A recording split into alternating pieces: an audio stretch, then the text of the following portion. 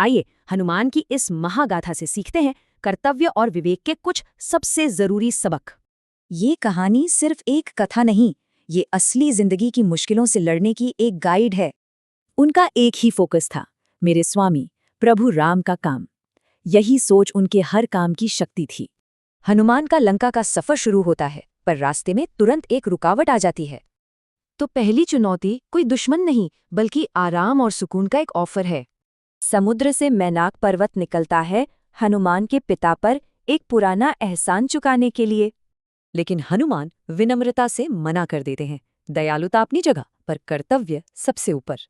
तो पहला सबक साफ है, अच्छी नीयत से आने वाली रुकावटों से भी बचना जरूरी है। अगली चुनौती देवताओं ने ही भेजी है, उनकी परीक्षा लेने के लिए। नागमाता सुरसा रास्ता रोककर खड़ी हैं, ब्रह्मा का वरदान है, कोई बिना मुंह में घुसे पार नहीं जा सकता। यहाँ सीधी लड़ाई तो वो ही नहीं सकती, सिर्फ ताकत से काम नहीं चलने वाला। ये दिखाता है कि कैसे सूझबूझ एक नामुमकिन समस्या को भी सुलझा सकती है।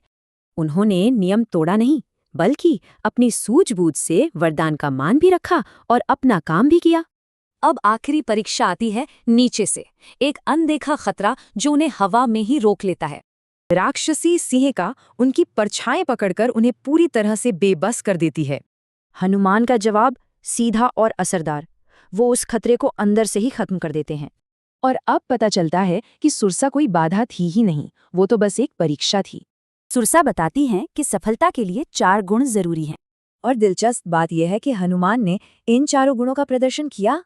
उनकी कामयाबी अब सिर्फ ताकत से नहीं, बल्कि उनके चरित्र की वजह से पक्की हो गई थी।